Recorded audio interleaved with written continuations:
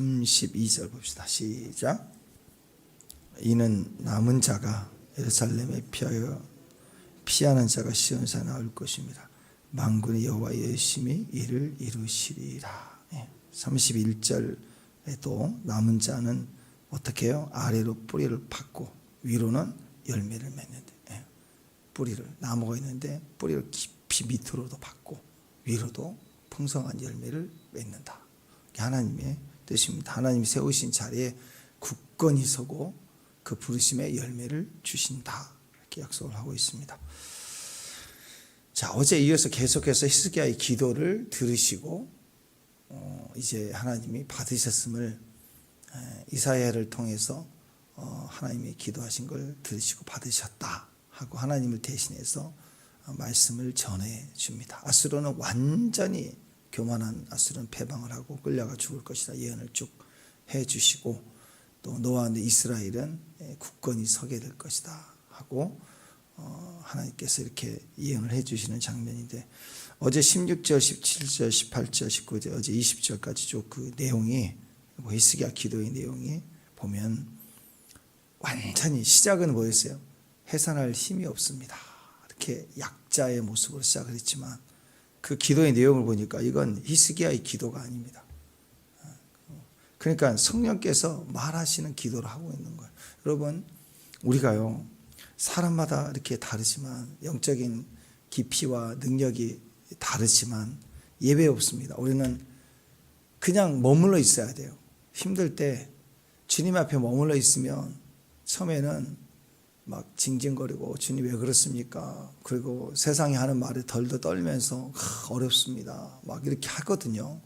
근데 결국 계속 그렇게 하다 보면 우리 속에는 주님 앞에 오래 머물러 있으면 있을수록 이제 내 뜻, 내 아픔, 억울함, 이게 다 빠져나가면 진짜 그때는 주님의 뜻대로 하는 기도로 바뀌게 돼 있어요.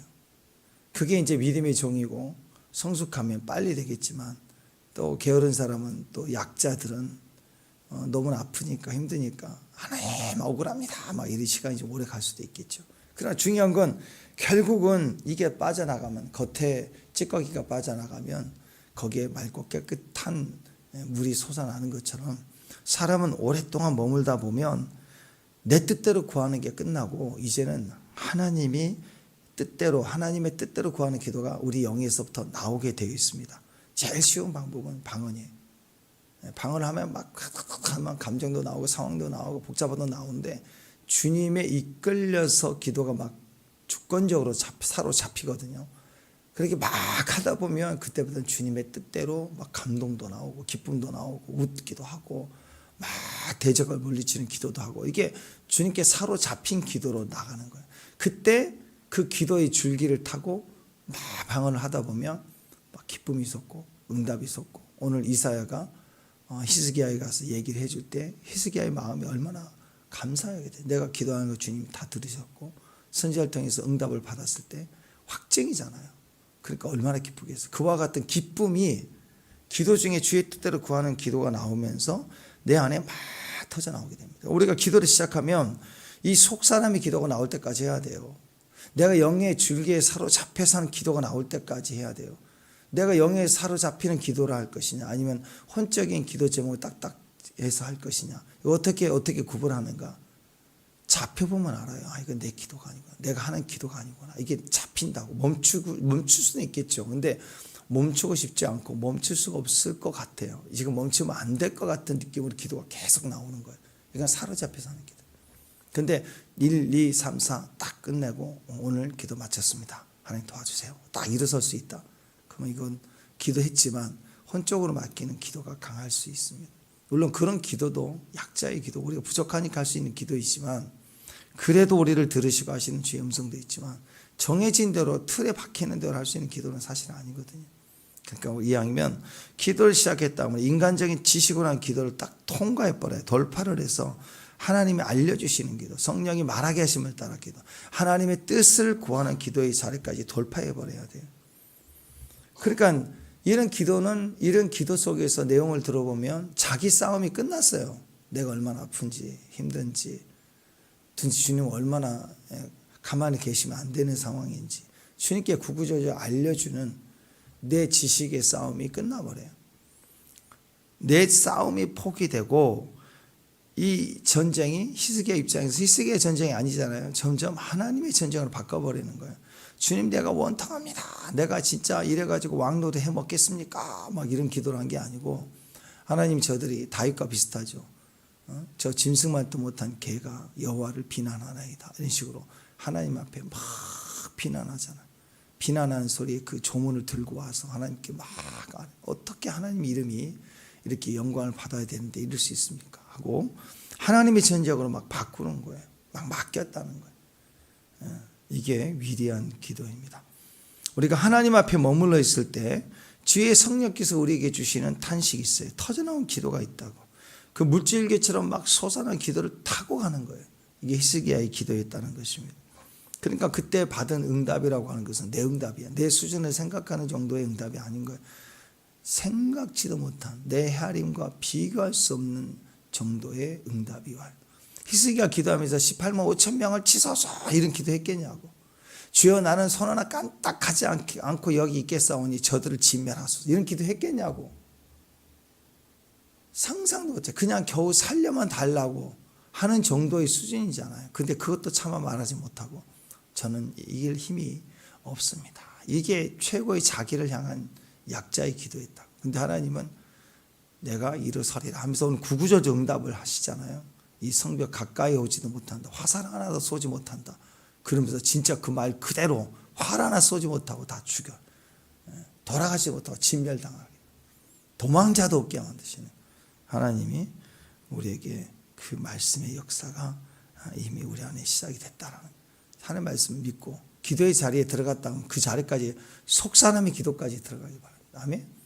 그러니까 기도를 하다 보면 겉사람이 깨지고 죽고 망하고 없을수록 빨리 내가 아니고 주님인 걸 확인할수록 빨리 속사람의 기도로 들어가겠죠. 내가 강하고 내 의지가 그리고 내 의지가 강하면 내 생각이 강하고 내 뜻이 강하고 그러면 자꾸 내가 겉사람으로 하는 기도의 영역이 많아질 수밖에 없어요. 하나하나 일일이 보고하듯이 한다고. 우리가 속사람의 기도 흐름을 타고 쫙 갈 수 있는 그런 기도의 자리까지 오래 머물러 있어야 됩니다. 하나님 앞에 구구절절 매일 기도의 삶을 살아야 됩니다. 그 자리에 있기를 축원합니다. 그래서 32절에 보니까 여호와의 열심히 일을 이루신대요. 하나님의 열심히 이룬대요. 그러니까 우리의 전쟁이 아닌 거예요. 내가 열심히 싸우고 이기는 전쟁이 아니에요. 하나님이 열심히 하시는 전쟁이고 하나님이 싸우시고 하나님이 이기시는 전쟁입니다. 내 힘 가지고 하는 게 아니고 맡겨야 된다. 신뢰하고 맡기라 그 얘기입니다. 그러면 하나님이 일하신다. 자, 여기 나타나는 현상이 두 가지죠. 하나는 주의 천사가 나타나가지고 18만 5천 명을 다 죽였다. 36절 한번 읽어보시죠. 36절 시작.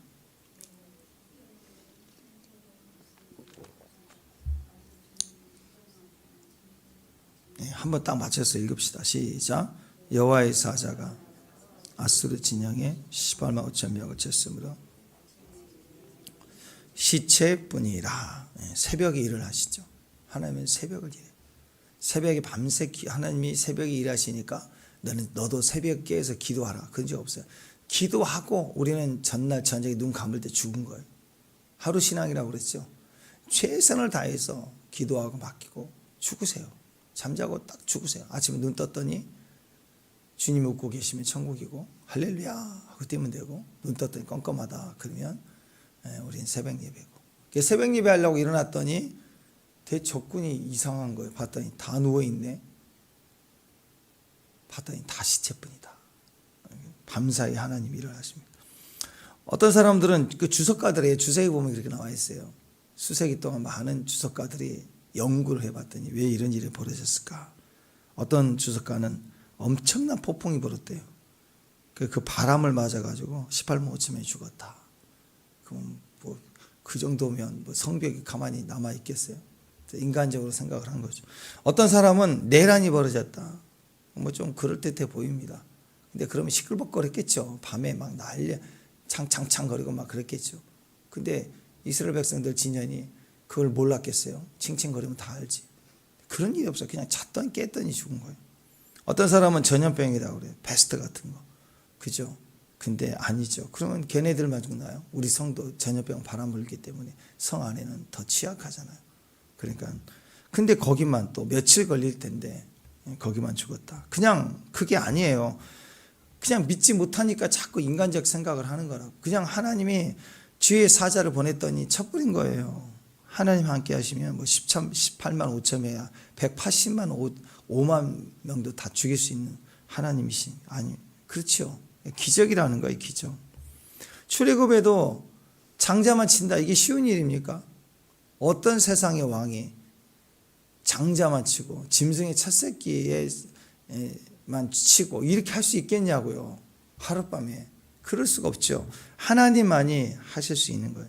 그러니까 성도의 구원은 유월이에요. 정확히 알아서 구원시켜요. 정확히 구원받을 자를 구원시켜요. 그러니까 하나님이 죽일 자를 죽인 게 아니고 구원할 자를 하나님이 유월하는 거예요.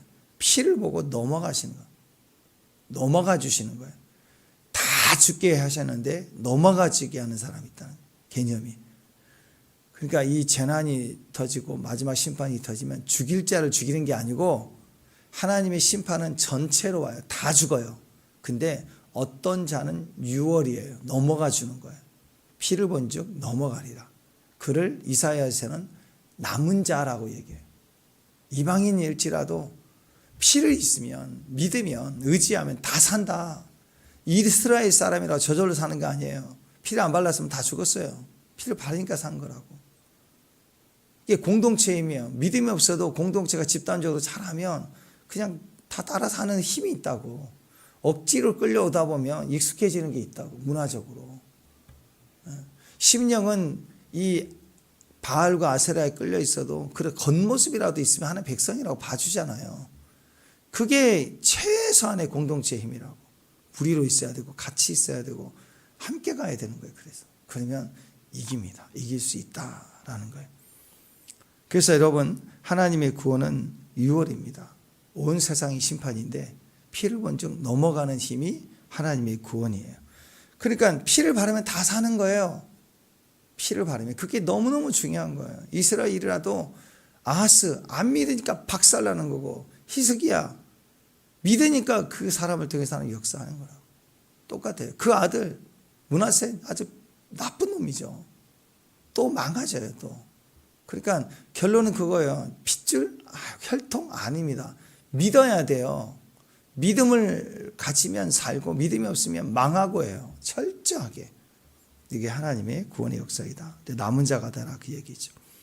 아수르 같은 어마어마한 대적이 있는데 신뢰하고 주님께 맡기니까 18만 5천 명이도 끝나다. 요즘 대한민국 그 상시 평시 병력 수가 어제 검색해 보니까 45만 명 이렇게 나오더라고요. 우리나라 전쟁할 수 있는 예비군 빠지고 날라리 당나라 군대 예비군 빼고 지금 현역도 그렇다네. 현역도 심심해 죽으려고 그러는데 개인적으로 난 전투를 할 수 있을까 모르겠어요. 전쟁 안 일어나길 기도해야지. 개인 시간이 너무 지루해서 답답해 죽을 만한데요. 너무 외롭대요. 그래서 위에서도 그만 사고만 치지 말고 제대하라 이러고 개인 시간에 우리는 쩔다고 떼요. 그냥 불려가니라고 뭐 휴일 때 하루 종일 공차고 물 날리고 핫딱거리 하면서 맨날 그렇게 하면서 정신없이 보냈는데 좋은 점도 있죠. 말년되면서 또 누리는 것도 많고 그러면서 작은 사회를 경험하게 되는 것 같은데 이 전쟁이 일어나면 전우가 있을까? 상대를 대신해서 내가 죽음을 불사하고 싸울 수 있는 힘이 있을까? 너무너무 우리나라 진짜 기가 막혀요. 기가 막혀요. 근데 어쨌든 45만 명이 돼요. 45만 명이면 지금 18만 5천 명은 지금 딱 2배, 2.5배예요. 3배는 안 되고 2배 좀 넘어요. 근데 우리나라 전군의 절반 조금 넘는 수가 하루아침에 죽었다고 생각해보세요. 우리나라 전력이 얼마나 상실되겠어. 그죠? 지금 아수르 그 군대가 그렇게 죽었대. 한꺼번에 죽었대요. 어제 7절의 예언대로 사네립이 구스왕 침략 소문이 도니까 가더라 하는 그 소문 때문에 야 이거 안 되겠다 하고 막 뛰어서 도망가라고 뒤로 돌아가고 집으로 가는 사이에 집에 가가지고 그 아들들한테 칼로 찔러 죽이고 심판을 받게 되고 완전히 무너지게 되지 않습니까? 하나님의 역사하심은 순식간에 일어나요. 순식간에. 하나님 신뢰하고 믿는 게 얼마나 큽니까? 하나님 앞에 하루아침에 악인은 무너진다. 악인은 하루아침에 무너진다. 아무것도 아니다. 불쏘시개다. 시커먼 불쏘시개. 겁내지 않기를 바랍니다. 자, 그러니까 오늘 히스기야로 돌아오면 핵심이 뭐냐? 우리에게도 이런 두려움이 줄 때가 있어요. 히스기야가 얼마나 두려웠겠어요. 이 성에, 예루살렘 성에 아이들은 두려워하지 않죠. 애들은 뭘 두려워해요? 배고프면 울고 배부르면 웃고 전쟁 중에도 그러겠죠. 어른이 될수록 두려워. 책임자가 될수록 두려워. 왕은 제일 두려울 거예요. 나의 책임이고, 그래 나 때문에 이 백성이 죽을 수도 있구나. 굉장히 스트레스를 많이 받았을 거예요. 우리에게도 인생에 두려움이 있습니다. 근데 그 두려움을 어떻게 해석해야 되느냐? 항상 얘기하죠. 두려움이라고 쓰고 읽을 때는 하나님의 사인이다. 무슨 사인이에요? 너는 나를 의지하라. 의지하는 방법, 엎드리고 기도하는 거, 쫙 그렇게 의지하는 거죠. 의지하는 게 뭔지를 배우려면 우리 예린이를 보세요. 그 다음에 친밀함을 배우고 싶습니까? 아가서를 읽기 전에 예린이를 한번 관찰하세요. 딱 달라붙어가지고 안 떨어져요. 그게 친밀함이에요. 그게 친밀함이에요. 친밀함. 어제 수아도 이제 아빠가 오니까 절대 권력 엄마를 포기하고 그냥 아빠한테 달라붙어 올라타고 그냥 끝까지 안 떨어지려고. 이게 친밀함이에요. 친밀함. 한번 떨어지다 돌아오면 이산가족이 되면 막 친밀하게 달라붙는 거예요. 이게 친밀함이고 이게 의지하는 거고, 이것이 우리에게는 승리다. 그러니까 두려움이라는 단어를 쓸 때, 읽을 때는 항상 사인, 표적이 표적. 두려움은 실상이 아닙니다. 허상입니다. 두려움은 어느 정도 여러분 1부터 10까지 얼마나 두렵습니까? 몇 퍼센트 두렵습니까? 달라요. 사람 마음은 어제 죽을 것 같아도요, 짜장면 하나 먹고 나면 좀 괜찮아지고, 사람 이상합니다. 못 산다, 다시는 보나 보자 막 난리를 쳐놓고 다 짜장면 먹고 나면 배부르면 또 잠 자고 그 다음 아침에는 또 살만하고 오후 되면 또 열받고 막 이래요. 또 괜찮듯 하다가 혼자 막 생각하면 또 막 열받아가지고 막 혼자 죽을 듯 살 듯 씩씩대고. 인간이 그 감정의 그 수치나 정도가 달라요. 날씨에 따라 다르고 상황에 따라 다르고, 이게 다 허상이기 때문에 그래요. 아니 여러분 진짜 금반지를 가지고 있으면 이 금반지가 날씨가 더우면 한 3돈이 됐던 게 막 한 2돈이 됐다가, 기분 좋으면 4돈이 됐다가 막 반지가 크고 작아지고 그러나요? 절대 안 그렇죠. 가짜는요 항상 요동하게 돼 있어요. 수시로 왔다리 갔다리 해요. 근데 진짜는 한결같아요. 꾸준한 거. 그러니까 이 두려움은 가짜라는 거예요. 가짜. 그래서 두려움에 사로잡히면 사람이 거의 막 짐승이 됩니다.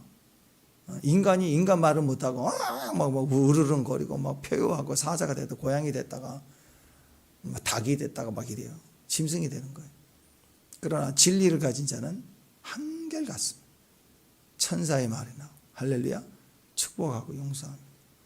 스데반이 죽을 때 예수님과 똑같은 말을 하죠.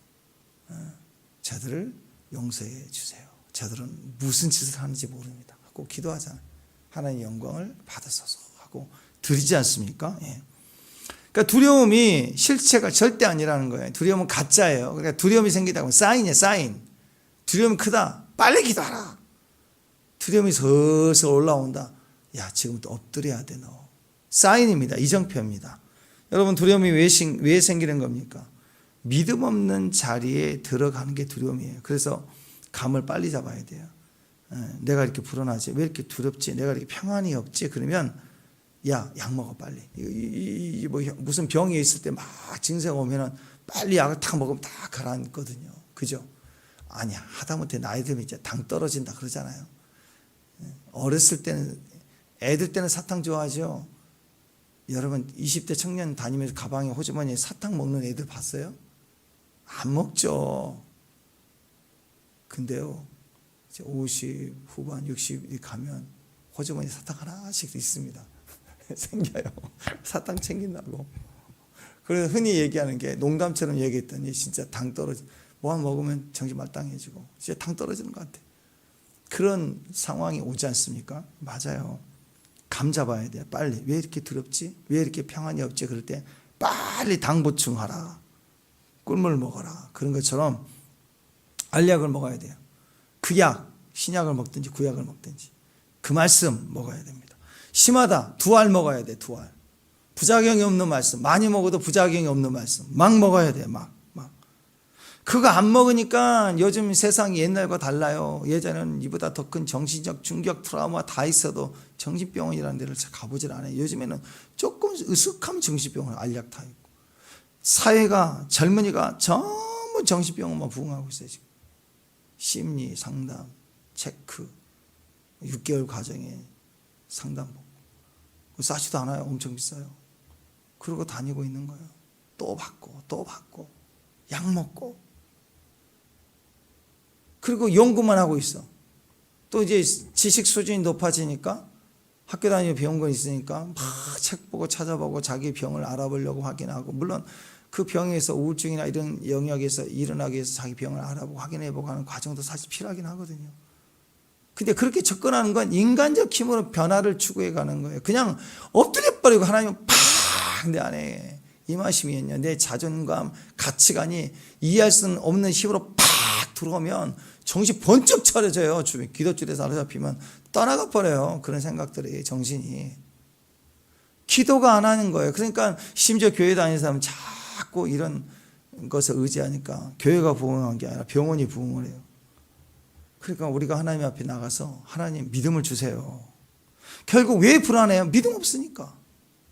지금 목에 칼이 들어와도 죽음의 영생이 눈이 확 보이면 두려워하겠냐고요. 하나님 실제인 걸 내가 아는데. 그러니까 여러분 문제가 아닌 거예요. 여러분 학교 시험 보셨잖아요. 문제가 뭐 20문제면 할 만하는데 100문제를 주면 막 무섭습니까? 문제는 문제가 아니에요. 실력이 없는 게 문제지. 공부를 그 과정을 100% 마스터했다. 책을 달달달 외웠다. 100문제든 20문제든 괜찮아요. 실력만 있으면 문제는 전혀 문제가 되지 않는 거예요. 정복합니다. 세상이 문제가 아닌 거예요. 내가 당한 문제가 아닌 거예요. 하나님께서 우리에게 믿음의 실력만 주면 괜찮아요. 괜찮다고. 그래서 여러분 이 실력이 우리에게는 필요하다라는 것입니다. 그러니까 무조건 믿음을 들으면서 납니다. 무조건 죽으라 말씀 듣는 거예요. 이정표예요. 이정표 사인입니다. 두렵다. 말씀으로 돌아가야 된다. 내 목소리를 내서 성경을 선포하듯이 외치고 읽고 또 읽는 거 굉장히 중요합니다. 그렇게 하다가 또 내가 이렇게 앉아서 성경 말씀을 읽을 여건이 안 된다 그러면 집에서 일을 할 때 설교라도 틀어놓으세요. 틀어놓고 그냥 일을 하는 거예요. 듣고 또 듣고 들어야 믿음이 어느 날 팍팍 생기고 알려지고 듣고 생긴단 말이에요.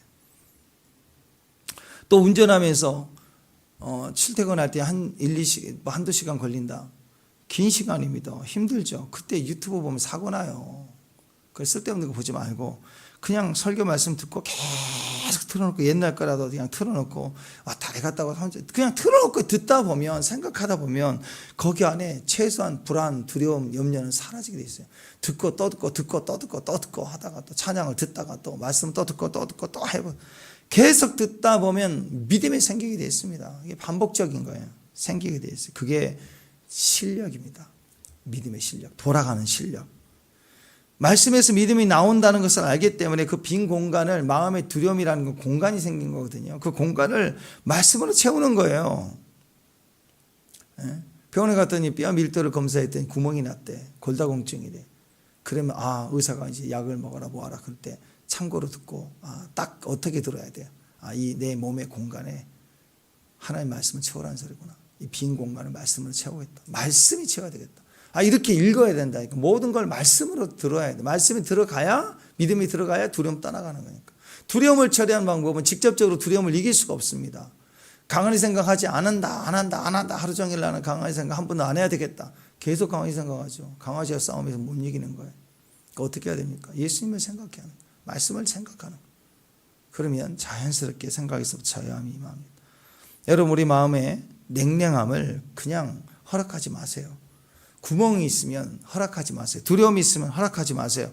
불 꺼진 인생으로 살지 마세요. 우리 안에 불타는 인생이 돼야 됩니다. 불이 들어와야 돼. 불이 어떻게 들어와요? 말씀이 들어오면 불 붙는다고. 내 열심을 끝내고 하는 말씀이 들어오면 말씀이 불타오르요. 말씀이 정열적으로 일어납니다. 말씀의 맹렬한 불처럼 타기 시작합니다. 말씀이 들어오면 내 마음이 불 붙는 것 같아서 가만히가 있을 수 없다 그러잖아. 예언할 수밖에 없다. 예레미야 그랬잖아요. 말씀이 없으니까 할 말이 없으니까 식어가는 거예요. 말씀이 들어가야 돼요. 온통 주변을 불타게 해요. 내가 불타면 자연스럽게 불이 타게 되어 있습니다. 불이 붙어요. 나 때문에 집안이 불붙고 옆 사람이 불을 붙기 시작하는 거예요. 여러분 두렵습니까? 두렵고 힘듭니까? 무조건 성전으로 가세요. 오늘 히스기야의 성전에 달려갔잖아요. 말씀을 듣고 말하고 선포하고 불 붙을 때까지, 성령의 불이 막 떨어질 때까지, 속사람의 기도를 통과해서 나올 때까지 붙잡혀서 기도해야 돼요. 그때 모든 슬픔과 탄식이 달아난대요. 이사야서 35장 10절에 보면 여호와께 성령을 받은 자들이 돌아오되 노래하며 시온에 이르러 그의 머리 위에 영영한 희락을 띠고 기쁨과 즐거움을 얻으리니 슬픔과 탄식이 도망가리로다. 사라진다. 이렇게 있어요. 영영한 희락을 띠고 기쁨과 즐거움 나올 때까지 기도하는 거예요. 기도는 언제까지? 기쁨이 터져. 입안에 웃으며 막 퍼퍼퍼퍼 히히히 터질 때까지. 또 이사야 51장 11절에도 똑같은 말. 여호와께 구속받은 자들이 돌아와 노래한대요. 구속받은 자들은 돌아와 노래한대요. 시온으로 돌아오면 영의 자리에 자리를 차지하면 영영한 기쁨이 그 머리에 있고 슬픔과 탄식이 도망간대요. 똑같은 말을 반복하잖아요. 말씀입니다. 말씀부터 시작하는 거예요. 두려움을 이기는 것은 무조건 성전 가서 엎드려 막 으다다다다다 하고 하다 보면 언제까지? 기쁨이 터져 나올 때까지. 희락이 터져 나올 때까지.